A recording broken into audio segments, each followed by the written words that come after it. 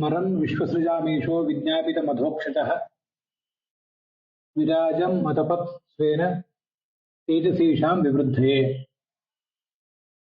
श्रीगुरुभ्यो नमः। श्रावण शुक्लपक्षीयायां तस्याम् एकादश्यां भागवते तृतीये स्कन्धे सप्तमे अध्याये दशमः श्लोकः, मूरನೇ स्कन्धದ 7ನೇ अध्यायದ 10ನೇ श्लोकः सद्य निरूप्यते। अथोक्षजोऽयम् ईशः भगवान् हरिः विश्वसृजां तत्त्वाभिमानिदेवानां विज्ञापितं स्मरन् तेषामेव विवृद्धये स्वेन विराजम् अतपत्। तस्य अभितप्तस्य ब्रह्मणः शरीरे इन्द्रियगोलकानि इन्द्रियाणि तदभिमानिदेवतानाम् अध्यात्मरूपाणि हृदयरूपाणि अधिभूतरूपाणि च प्रकटानि बभूवुः। तानि विस्तरशः गदतः मे इदानीं त्वमपि शृणु। ತತ್ವಾಭಿಮಾನಿ ದೇವತೆಗಳನ್ನೆಲ್ಲ ಭಗವಂತ ಸೃಷ್ಟಿಸಿದ್ದ. ಆದರೆ ಅವರಿಗೆ ಈ ಬ್ರಹ್ಮಾಂಡವನ್ನು ಸೃಷ್ಟಿಸುವ ಸಾಮರ್ಥ್ಯ ಇನ್ನೂ ವ್ಯಕ್ತ ಆಗಿರಲಿಲ್ಲ. ಅದಕ್ಕಾಗಿ ಅವರು ಭಗವಂತನ ಪ್ರಾರ್ಥನೆ ಮಾಡಿದ್ರು. ಅದರಂತೆ ಭಗವಂತ ಲಕ್ಷ್ಮೀದೇವಿಯೊಂದಿಗೆ ಅವರ ರೂಪಗಳಲ್ಲಿ ಅವರೆಲ್ಲರಲ್ಲಿ ಪ್ರವೇಶ ಮಾಡಿದ. ಮತ್ತೆ ಆ ಚತುರ್ಮುಖ ಬ್ರಹ್ಮನ ವಿರಾಟ್ ಶರೀರವನ್ನು ಕೂಡ ಅವನು ಸಿದ್ಧಪಡಿಸಬೇಕಾಗಿತ್ತು. ಅದಕ್ಕಾಗಿ ಒಂದು ವಿಶಿಷ್ಟವಾದ ಸಂಕಲ್ಪವನ್ನ ಆತ ಮಾಡಿದ. ಹೀಗೆ ಭಗವಂತನ ಸಂಕಲ್ಪ ಆದಾಗ ಆ ಚತುರ್ಮುಖ ಬ್ರಹ್ಮನ ಶರೀರದಲ್ಲಿ ಇಂದ್ರಿಯ ಗೋಲಕಗಳು, ಇಂದ್ರಿಯಗಳು, ಮತ್ತೆ ಅದರ ಅಭಿಮಾನಿ ದೇವತೆಗಳ ರೂಪಗಳು, ಅಧ್ಯಾತ್ಮ ರೂಪಗಳು, ಅಧಿದೈವ ರೂಪಗಳು, ಹಾಗೆ ಅಧಿಭೂತ ರೂಪಗಳು ಇವೆಲ್ಲವೂ ಕೂಡ ವ್ಯಕ್ತ ಆದವು. ಇನ್ನು ಮುಂದೆ ಅದೆಲ್ಲವನ್ನು ಕೂಡ ನಾನು ವಿಸ್ತಾರವಾಗಿ ಹೇಳುವನಿದ್ದೇನೆ, ನೀನು ಅದನ್ನು ಕೇಳುವಂತ ಮೈತ್ರೇಯರು ವಿದುರನಿಗೆ ಹೇಳಿದರು. ಇಲ್ಲಿ ವಿರಾಜಂ ಅತಪತ್ ಅಂತ ಹೀಗಿದೆ. ಅತಪತ್ ಅನ್ನೋ ಶಬ್ದಕ್ಕೆ ಏನರ್ಥ, ಈ ಎಲ್ಲ ಶ್ಲೋಕಗಳಿಗೆ ಏನು ಅರ್ಥ ಅಂತ ಅನ್ನೋದನ್ನ ಯಾದವಾರರು, ವಿಜಯಧ್ವಜರು ಅವರೆಲ್ಲ ಹೇಳಿದಂತೆ ನೋಡ್ಬೇಕು.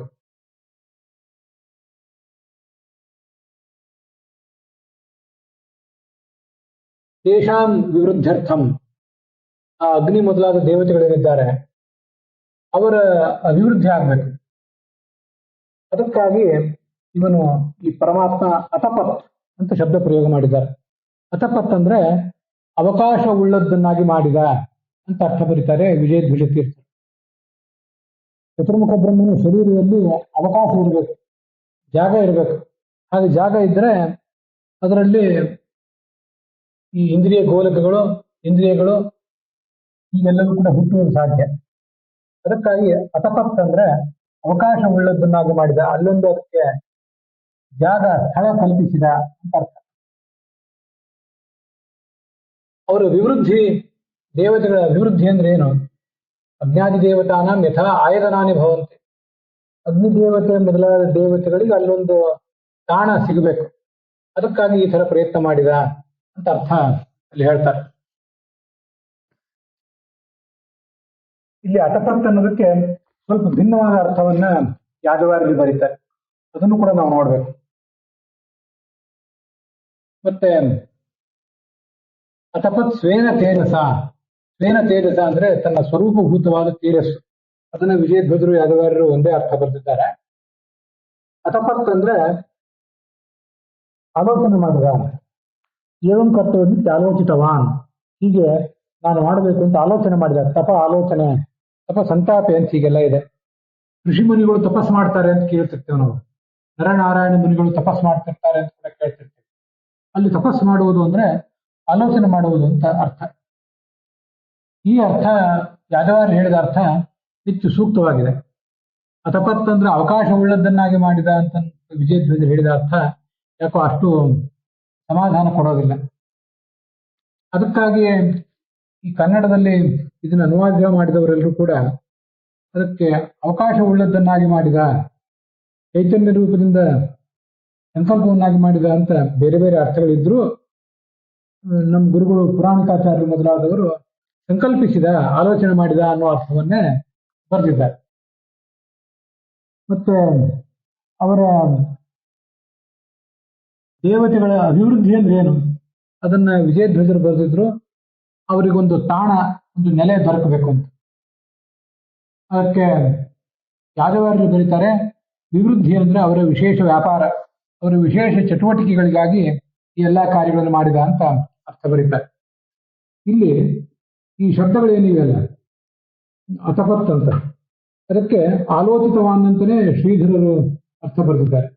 ವೀರರಾಘವರು ಕೂಡ ಸಂಕಲ್ಪ ಮಾಡಿದ ಅನ್ನೋ ಅರ್ಥವನ್ನೇ ಬರೆದಿದ್ದಾರೆ. ರಾಧಾಕೃಷ್ಣನ ವ್ಯಾಖ್ಯಾನದಲ್ಲೂ ಹಾಗೆ ಇದೆ. ಆದ್ರಿಂದ ವಿಜಯಧ್ವಜರು ಅದಕ್ಕೇನು ಅವಕಾಶ ಉಳ್ಳದ್ದನ್ನಾಗಿ ಮಾಡಿದ ಅಂತ ಅರ್ಥ ಹೇಳಿದ್ದಾರೆ. ಅದನ್ನು ಬಿಟ್ಟು ಸಂಕಲ್ಪ ಮಾಡಿದ, ಹೀಗೆ ಆಲೋಚನೆ ಮಾಡಿದ ಅನ್ನೋ ಅರ್ಥವನ್ನು ಇಟ್ಕೊಳ್ಳೋದು ಹೆಚ್ಚು ಸೂಕ್ತವಾಗಿ ಕಾಣಿಸ್ತದೆ.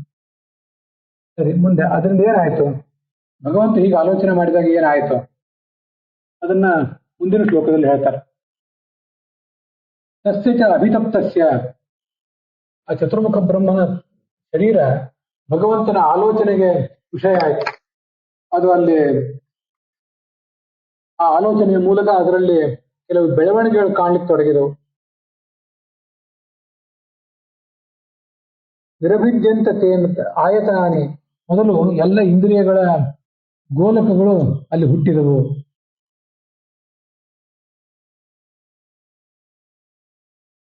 ಸಹ ಅಜ್ಞ ಏವಂ ಪುರುಷಂ ಸಮುದ್ಧೃತ್ಯ ಅಮೂರ್ಛಯತ್ ತಮ್ಮ ಅಭ್ಯತಪತ್ ತಸ್ಯ ಅಭಿತಪ್ತಸ್ಯ ಮುಖಂ ನಿರಭಿದ್ಯತ ಅಂತ ಹೀಗೆ ಬೇರೆ ಬೇರೆ ಕಡೆ ಉಪನಿಷತ್ತುಗಳಲ್ಲಿ ಮೊದಲಾದ ಕಡೆಯಲ್ಲೂ ಅದರ ವಿವರಣೆ ಒಂದು ಕೇಳಿ ಬರ್ತದೆ. ಅದನ್ನು ವಿಜಯಧ್ವಜರು ಅಲ್ಲಿ ಹೇಳಿದ್ದಾರೆ.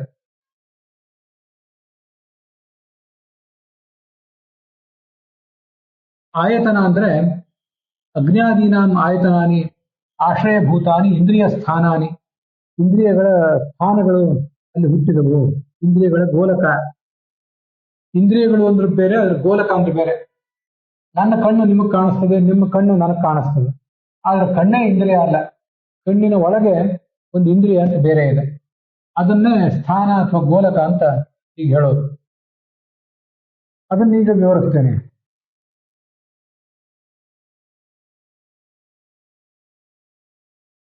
ತಸ್ಯ ಅಗ್ನಿರಾಸ್ಯಂ ನಿರ್ಭಿಣ್ಣಂ ಲೋಕಪಾಲೋ ವಿಷತ್ ಪರಪದಂ ವಾಚಾ ಸ್ವಾಂಶೇನ ವಕ್ತವ್ಯಂ ಯಯಾಚಾಸೌ ಪ್ರತಿಪದ್ಯತೆ ಅಂತ ಮುಂದೆ 12ನೇ ಶ್ಲೋಕ. ಇಲ್ಲಿ ಎಲ್ಲ ಇಂದ್ರಿಯಗಳು ಬಂದವು, ಇಂದ್ರಿಯ ಗೋಲಕಗಳು ಹುಟ್ಟಿದವು ಅಂತ ಹಿಂದೆ ವರ್ಣನೆ ಮಾಡಿದ್ರು. ಈಗ ಅವ್ರು ಯಾರ್ಯಾರು ಹುಟ್ಟಿದ್ರು, ಏನೇನು ಆಯ್ತು ಅಂತ ಅನ್ನೋದನ್ನು ಈಗ ಮುಂದೆ ಹೇಳ್ತಾರೆ. ಮೊದಲು ಬಾಯಿ ಅನ್ನುವಂಥ ಒಂದು ಗೋಲಕ ಅದು ಹುಟ್ಟಿತು. ಗೋಲಕ ಅಂದ್ರೆ ಸ್ಥಾನ. ಅದರಲ್ಲಿ ಲೋಕಪಾಲಕನಾದಂತಹ ಅಗ್ನಿಯ ವಾಕ್ ಎಂಬ ರೂಪ, ಅಧ್ಯಾತ್ಮ ರೂಪ, ಅದು ಮೊದಲು ಹುಟ್ಟಿತು. ಮತ್ತೆ ಆ ವಾಗೀಂದ್ರಿಯ ಕೂಡ ಅಲ್ಲಿ ಬಂದು ಆ ಸ್ಥಾನದೊಳಗೆ ಗೋಲಕದೊಳಗೆ ಪ್ರವೇಶ ಮಾಡಿತು. ಅಗ್ನಿಯೂ ಪ್ರವೇಶ ಮಾಡಿದ. ಈ ವಾಗೀಂದ್ರಿಯದಿಂದ ಮೂಲಕವೇ ಈ ಚತುರ್ಮುಖ ಬ್ರಹ್ಮ ಆ ಎಲ್ಲ ಶರೀರಗಳನ್ನ, ಈ ಎಲ್ಲ ಶಬ್ದಗಳನ್ನು ಕೂಡ ಉಚ್ಚಾರ ಮಾಡ್ತಾನೆ.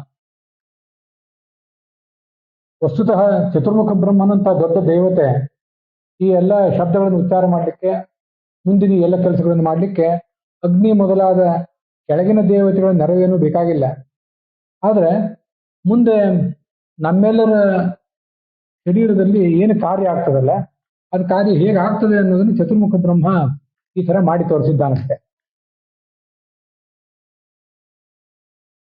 ಶರೀರದ ಅವಯವಗಳಿಂದ ಮುಖಲಕ್ಷಣಸ್ಯ, ಎಲ್ಲಾ ಶರೀರದ ಅವಯವಗಳಲ್ಲಿಯೂ ಕೂಡ ಮುಖ ಅನ್ನುವ ಅವಯವ ಪ್ರಧಾನ. ಅದಕ್ಕಾಗಿ ಅದನ್ನು ಮೊದಲು ಹೇಳ್ತಾರೆ ಅಂತ ವಿಜಯಧ್ವಜರು ಅದನ್ನು ತೋರಿಸಿದ್ದಾರೆ.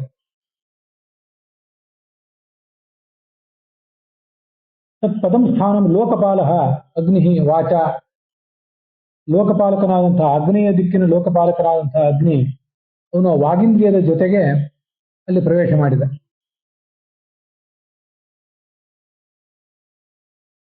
ಅಗ್ನಿರ್ ವಾಗ್ಭೂತ್ವ ಮುಖಂ ಪ್ರಾವಿಶತ, ಇದೆಲ್ಲ ಕೆಲವು ಐತರೇಯ ಉಪನಿಷತ್ತಿನಲ್ಲೂ ಈ ಸಂಗತಿಗಳು ಬರ್ತವೆ. ಈ ವಾಗೀಂದ್ರಿಯದ ಮೂಲಕವೇ ಚತುರ್ಮುಖ ಬ್ರಹ್ಮನ ಒಳಗಿರುವಂತಹ ಹರಿ ಎಲ್ಲ ಮಾತುಗಳನ್ನು ಆಡ್ತಾನೆ. ಇದನ್ನು ಒಬ್ಬೊಬ್ಬರು ಒಂದೊಂದು ಥರ ವ್ಯಾಖ್ಯಾನ ಮಾಡಿದ್ದಾರೆ. ಚತುರ್ಮುಖ ಬ್ರಹ್ಮನೇ ಈ ಮಾತುಗಳನ್ನು ಆಡ್ತಾನೆ ಅಂತ ಈ ಕೆಲವು ಕಡೆ ಇದೆ, ಕೆಲವು ಕಡೆ ಹರಿಯೇ ಈ ಮಾತನ್ನು ಆಡ್ತಾನೆ ಅಂತ ಮಾಡಿದ್ದಾರೆ. ಹರಿ ಆಡಿದಾಗ ಚತುರ್ಮುಖ ಬ್ರಹ್ಮ ಆಡ್ತಾನೆ ಅಂತ ಹೀಗೆ ತಿಳ್ಕೋಬಹುದು.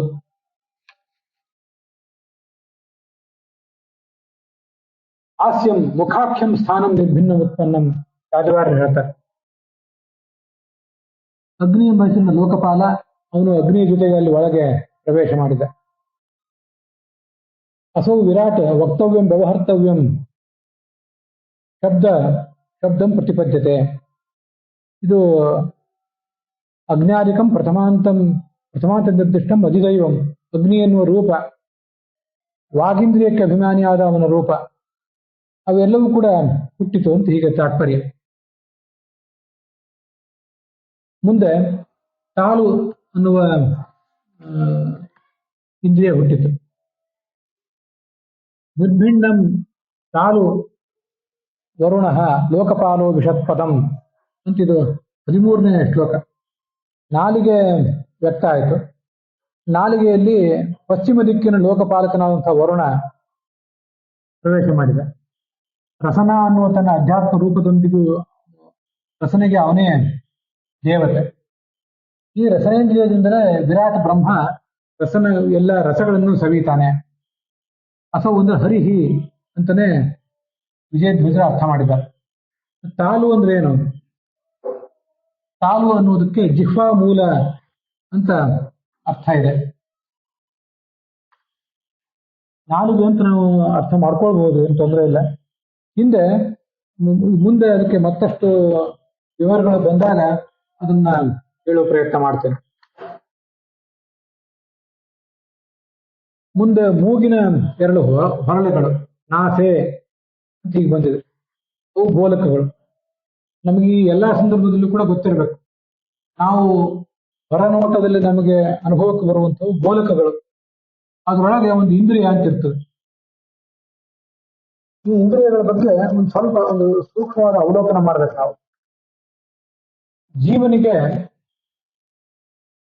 ಸ್ವರೂಪ ಶರೀರ ಅಂತ ಒಂದಿದೆ, ಅದರ ಹೊರಗೆ ಲಿಂಗ ಶರೀರ ಅಂತಿದೆ, ಅದರ ಹೊರಗೆ ಅನಿರುದ್ಧ ಶರೀರ ಅಂತಿದೆ, ಅದರ ಹೊರಗೆ ಭೌತ ಶರೀರ, ತಂದೆ ತಾಯಿಯಿಂದ ನಮಗೆ ಬಂದಿರುವಂತಹ ಶರೀರ ಇದೆ. ಆ ಸ್ವರೂಪ ಶರೀರದಲ್ಲಿ, ಜೀವನ ಸ್ವರೂಪ ಶರೀರದಿಂದ ಅತ್ಯಂತ ಅಭಿನ್ನವಾದ ಇಂದ್ರಿಯಗಳೇ ಇರ್ತವೆ. ಅವೆಲ್ಲ ಕೆಲಸ ಮಾಡುವುದು, ಪೂರ್ಣವಾಗಿ ಅವು ಕೆಲಸ ಮಾಡುವುದು ಮುಕ್ತಿಯಲ್ಲಿ. ಹೊರಗಿನ ಲಿಂಗ ದೇಹ ಏನಿದೆ, ಆ ಲಿಂಗ ದೇಹದಲ್ಲಿ ಜಡವಾದ ಇಂದ್ರಿಯಗಳಿರ್ತವೆ. ಆ ಜಡವಾದ ಇಂದ್ರಿಯಗಳು ಲಿಂಗದೇಹದಲ್ಲಿ ಇದ್ದದ್ದು ಆ ಜೀವ ಯಾವಾಗ ಹುಟ್ಟುತ್ತಾನೆ ಆತನ ಜೊತೆಗೆ ಅವು ಬರ್ತವೆ. ಆತ ಹೋಗುವಾಗ ತಂದೆ ತಾಯಿಯಿಂದ ಪಡ್ಕೊಂಡಂತ ಶರೀರವನ್ನು ಆತ ಕಳೆದುಕೊಂಡು ಮೇಲೆ ಹೋಗುವಾಗ, ಪರಲೋಕಕ್ಕೆ ಹೋಗುವಾಗ ಇಂದ್ರಿಯಗಳು ಹೋಗ್ತವೆ. ಆದ್ರೆ ನಮಗೆ ಬಂದಿರುವಂತ ನಮ್ಮ ಈ ಕಣ್ಣು, ನಮ್ಮ ಈ ಮೂಗು, ನಾಲಿಗೆ, ಇವೆಲ್ಲ ಭೌತ ಶರೀರ. ತಂದೆ ತಾಯಿಯಿಂದ ಆಯಾ ಶರೀರಗಳೇನು ಬಂದಿರ್ತವೆ, 79 ವರ್ಷ ಬದುಕುವ ಶರೀರ, ಇವೆಲ್ಲ ಶರೀರ ಹೋದಾಗ ಆ ಗೋಲಕಗಳು ಹೊರಟೋಗ್ತವೆ. ತಂದೆಯಂತೆ ಮೂಗು, ತಂದೆಯಂತೆ ಕಣ್ಣು, ತಂದೆಯಂತೆ ಸ್ವರ, ತಂದೆಯಂತೆ ಶರೀರ, ನಮ್ಗೆ 5 ಕರ್ಮೇಂದ್ರಿಯ, 5 ಜ್ಞಾನೇಂದ್ರಿಯ, ಅವೆಲ್ಲ ತಂದೆ ತಾಯಿ ಅವರ ಇಂದ್ರಿಯಗಳನ್ನು ಹೋಲ್ತಿರ್ತವೆ. ಆದ್ರೆ ಇವೆಲ್ಲವೂ ಕೂಡ ಇಂದ್ರಿಯಗಳಲ್ಲ, ಇಂದ್ರಿಯ ಗೋಲಕಗಳು. ಈ ಗೋಲಕಗಳು ನಮ್ಮ ಶರೀರ ಸುಟ್ಟು ಬೂದಿ ಆಗುವಾಗ ಅಥವಾ ಮಣ್ಣಾಗಿ ಹೋಗುವಾಗ ಅವು ಹೊರಟೋಗ್ತವೆ. ಅದ್ರೊಳಗಿರುವಂತಹ ಲಿಂಗದೇಹದ ಜೊತೆಗೆ ಇರುವಂತಹ ಜಡವಾದ ಇಂದ್ರಿಯಗಳೇನಿವೆ ಅವು ಜೀವನ ಜೊತೆಗೆ ಹೋಗ್ತವೆ. ಆದ್ರೆ ಆತ ಮುಕ್ತನಾಗುವಾಗ ಆ ಲಿಂಗದೇಹದಲ್ಲಿರುವಂತಹ ಜಡವಾದ ಇಂದ್ರಿಯಗಳು ಹೊರಟು ಹೋಗ್ತವೆ. ಇದು ನಮ್ಗೆ ಗೊತ್ತಿರಬೇಕು. ಇದು ನಮ್ಮ ಶರೀರಕ್ಕೆ ಸಂಬಂಧಪಟ್ಟಂತೆ ಆಯ್ತು. ಚತುರ್ಮುಖ ಬ್ರಹ್ಮನ ಶರೀರದಲ್ಲಿಯೂ ಕೂಡ ಮೂಗಿನ ಹೊರಳೆಗಳು ವ್ಯಕ್ತ ಆದವು. ಅದರಲ್ಲಿ ಘ್ರಾಣ ಎಂಬ ಇಂದ್ರಿಯ, ಹಾಗೆ ಘ್ರಾಣ ಎಂಬ ಅಧ್ಯಾತ್ಮ ರೂಪ ಅಶ್ವಿನಿ ದೇವತೆಗಳಿಗಿದೆ. ಅವರು ಪ್ರವೇಶ ಮಾಡ್ತಾರೆ. ಅಲ್ಲಿ ಆ ವಿರಾಟ್ ಬ್ರಹ್ಮ ಆ ಗಂಧವನ್ನ ತಿಳ್ಕೊತಾನೆ, ಗಂಧವನ್ನ ಅನುಭವಿಸ್ತಾನೆ. ಮುಂದೆ ಕಣ್ಣುಗಳು ವ್ಯಕ್ತ ಆಗ್ತವೆ. ಆ ಅಶ್ವಿನಿ ದೇವತೆಗಳು ಯಾವುದೇ ಲೋಕಕ್ಕೆ, ಯಾವುದೇ ದಿಕ್ಕಿಗೆ ಅವರು ಪಾಲಕರಲ್ಲ. ದಿಕ್ಕುಗಳಿಗೆ ಯಾರ್ಯಾರು ಪಾಲಕರಿದ್ದಾಗ ಅದನ್ನು ನಾನು ಹೇಳಿರ್ತೇನೆ. ಮುಂದೆ ಮತ್ತೊಬ್ಬ ಲೋಕಪಾಲಕನಾದಂತಹ ಸೂರ್ಯ ಅವನು ಪ್ರವೇಶ ಮಾಡಿದ. ಸೂರ್ಯನು ಕೂಡ ಯಾವ ದಿಕ್ಕಿಗೂ ಏನು ಪಾಲಕ ಅಲ್ಲ. ಅಗ್ನಿ, ಇಂದ್ರ, ಅಗ್ನಿ, ಯಮ, ವರುಣ, ಮತ್ತೆ ನಿರತಿ, ವರುಣ, ವಾಯು, ಕುಬೇರ, ಈಶಾನ ಇವರೆಲ್ಲ ಬೇರೆ ಬೇರೆ ದಿಕ್ಕುಗಳಿಗೆ ಪಾಲಕರು. ಆದ್ರೆ ಸೂರ್ಯ ಒಬ್ಬ ದೊಡ್ಡ ದೇವತೆ. ಅವನು ಲೋಕಪಾಲಕನೂ ಹೌದು, ಜಗತ್ತನ್ನು ಪಾಲನೆ ಮಾಡುವವನು ಹೌದು, ದಿಕ್ಪಾಲಕ ಅಲ್ಲದೆ ಹೌದು, ಲೋಕಪಾಲಕ ಹೌದೇ ಹೌದು. ತಾನು ಚಕ್ಷುವಿನ ರೂಪದಿಂದ, ಚಕ್ಷುವಿನ ಜೊತೆಗೆ ಆ ಕಣ್ಣೆಂಬ ಗೋಲಕದಲ್ಲಿ ಪ್ರವೇಶ ಮಾಡಿದ. ಅದರಿಂದಲೇ ವಿರಾಟ್ ಬ್ರಹ್ಮ ಎಲ್ಲ ರೂಪಗಳನ್ನು ಕೂಡ ನೋಡ್ತಾನೆ ಅಂತ ಅದರ ತಾತ್ಪರ್ಯ.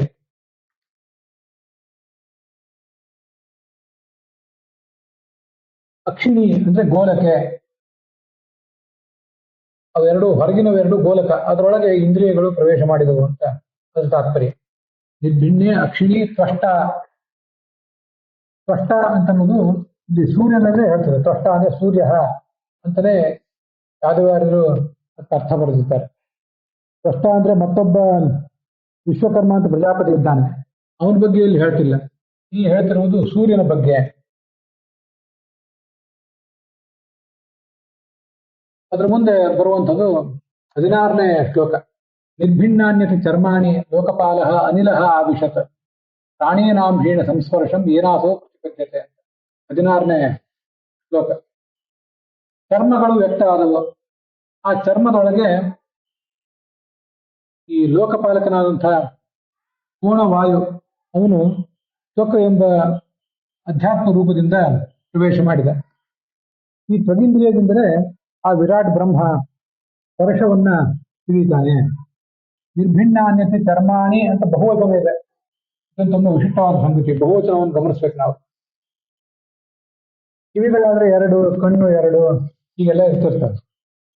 ಆದ್ರೆ ಚರ್ಮಗಳು 2 ಅನ್ನೋದು ಹೇಗೆ? ಚರ್ಮಾಣಿ ಅಂದ್ರೆ ತ್ವಗಿಂದ್ರಿಯ ಸ್ಥಾನಾನಿ. ತ್ವಕ್ ಅನ್ನುವ ಇಂದ್ರಿಯ ಅದು ಒಂದೇ ಯಾವತ್ತೂ ಕೂಡ. ಆದ್ರೆ ಆ ತ್ವಕ್ ಅನ್ನುವ ಇಂದ್ರಿಯಕ್ಕೆ ಸ್ಥಾನವಾದ ಚರ್ಮ ಅನ್ನೋದು ಇಡೀ ಶರೀರದಲ್ಲಿ ಎಲ್ಲಾ ಕಡೆ ವ್ಯಾಪಿಸಿರ್ತದೆ. ಚರ್ಮ ಇಲ್ಲದೆ ಇರುವ ಜಾಗವೇ ಇಲ್ಲ. ಆ ಚರ್ಮ ಎಂಬ ಈ ಗೋಲಕದಲ್ಲಿ ತ್ವಗಿಂದ್ರಿಯ ಅನ್ನುವ ಒಂದು ಜಡವಾದ ಇಂದ್ರಿಯ ಪ್ರವೇಶ ಮಾಡ್ತದೆ ಅಂತ ಅದರ ತಾತ್ಪರ್ಯ. ಇದು ನಮಗೂ ಸಮಾನವೇ, ಚತುರ್ಮುಖ ಬ್ರಹ್ಮನಿಗೂ ಅದು ಸಮಾನವೇ. ಅದಕ್ಕಾಗಿ ತ್ವಗಿಂದ್ರಿಯ ಸ್ಥಾನಾನಿ ಅಂತ ಈಗ ಅರ್ಥ ಬರೆದಿದ್ದಾರೆ. ಪ್ರಾಣಯನ ಅಂದ್ರೆ ತ್ವಗಿಂದ್ರಿಯೇಣ ಸಹ, ತ್ವಗಿಂದ್ರಿಯದ ಜೊತೆಗೇನೆ ಅಲ್ಲಿ ಪ್ರವೇಶ ಮಾಡಿದ. ತನ್ನ ನಾಮಕೇನ ಮಾಂಸೇನ ಯದಿಂದ್ರಿಯ ಅಭಿಮಾನಿ ರೂಪೇಣ, ತ್ವಗಿಂದ್ರಿಯಕ್ಕೆ ಅಭಿಮಾನಿ ರೂಪ ಈ ಪ್ರಾಣಂದು ಒಂದಿದೆ, ಅದನ್ನೇ ಈಗಿಲ್ಲಿ ಹೇಳ್ತಾರೆ.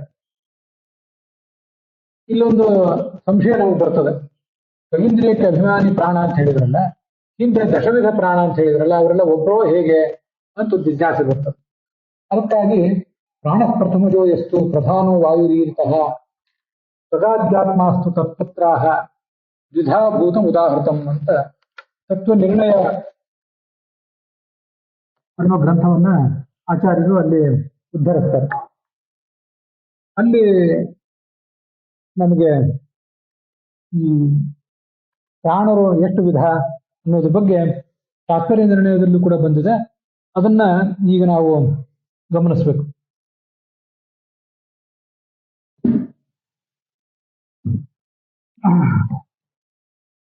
ಬೇರೆ ವ್ಯಾಖ್ಯಾನಕಾರರಲ್ಲಿ ಈ ಸ್ಪಷ್ಟತೆ ಕಂಡು ಬರೋದಿಲ್ಲ. ಇಂದ್ರಿಯ ಅಂದ್ರೆ ಅಧ್ಯಾತ್ಮ, ವಿಷಯ ಅಂದ್ರೆ ಅದ್ಭುತ, ದೇವತೆ ಅಂದ್ರೆ ಅಧಿದೈವ ಹೀಗೆಲ್ಲ ವ್ಯಾಖ್ಯಾನ ಮಾಡಿದ.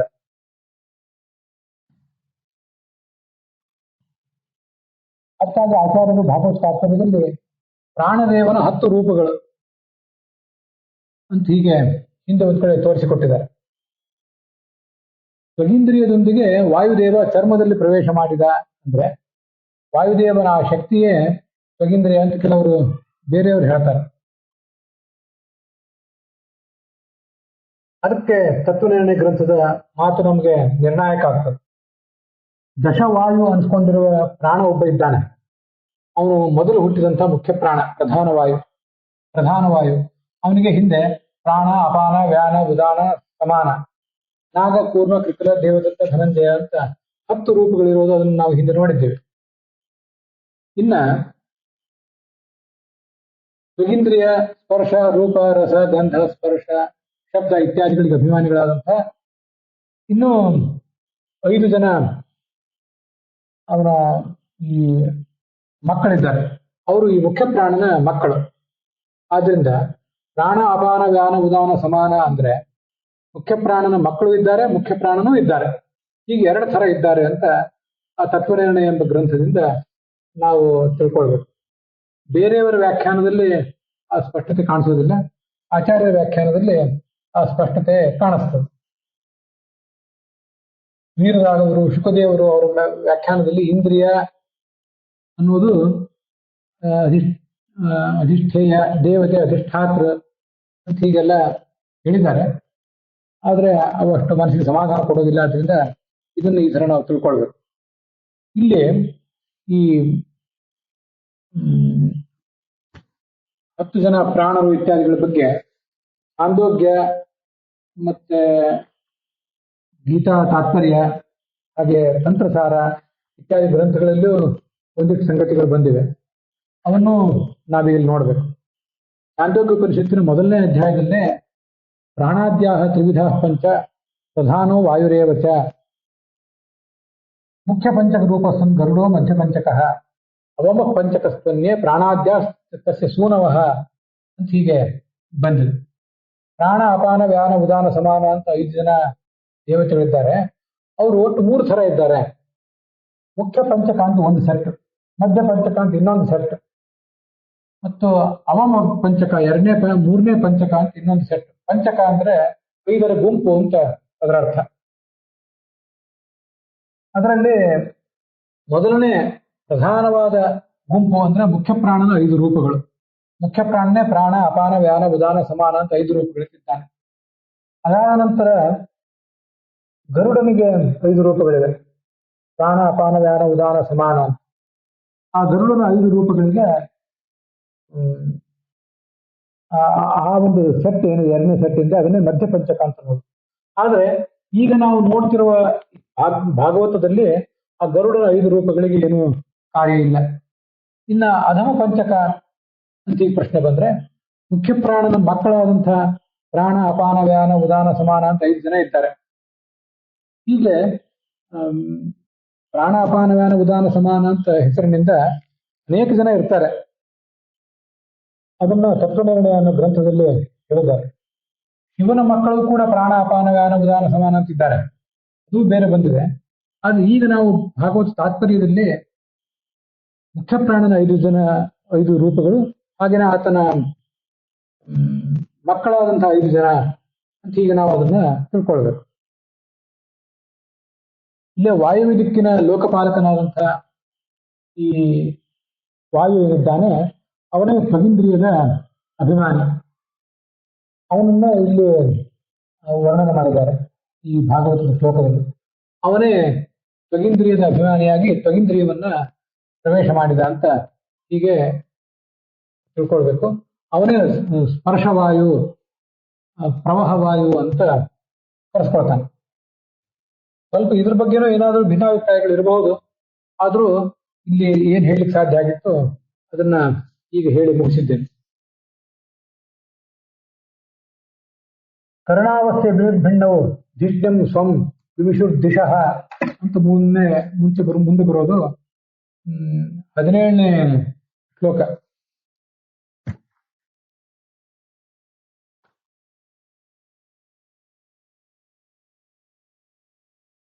ಕಿವಿಗಳು ವ್ಯಕ್ತ ಆದವು.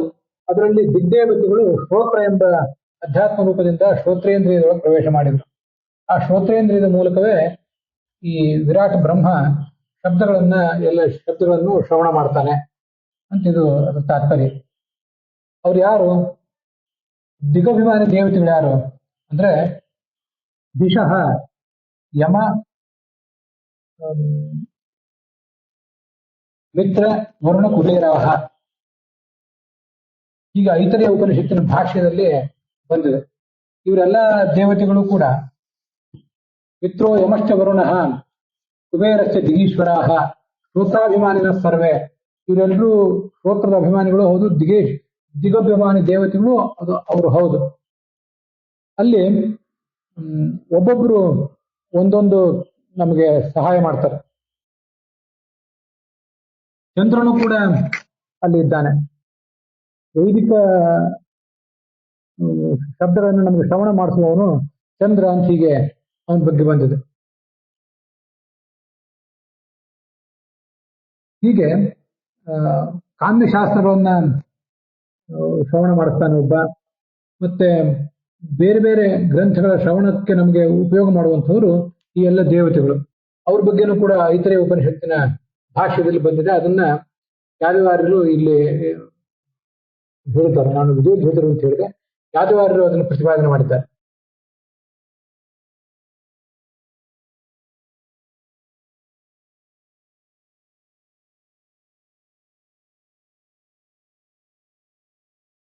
ಹೀಗೆ 17 ಶ್ಲೋಕಗಳನ್ನು ಇವತ್ತು ನೋಡಿದ್ದೇವೆ. ಆ ದೇವತೆಗಳು ಯಾವ್ಯಾವ ದೇವತೆಗಳು ಯಾವ್ದಾವ್ದನ್ನು ಶ್ರವಣ ಮಾಡಿಸ್ತಾರೆ ಅಂತ ಅನ್ನೋದು ನನಗೆ ಈಗ ಸ್ಮರಣಕ್ಕೆ ಬರ್ತಿಲ್ಲ. ಅದನ್ನ ನಾಳೆ ದಿವಸ ಮತ್ತಷ್ಟು ವಿವರವಾಗಿ ಹೇಳೋ ಪ್ರಯತ್ನ ಮಾಡ್ತೇನೆ. ಅಲ್ಲಿಗೆ ಇವತ್ತಿನ ಈ ಭಾಗ ಸಮಾಪ್ತವಾಗಿದೆ.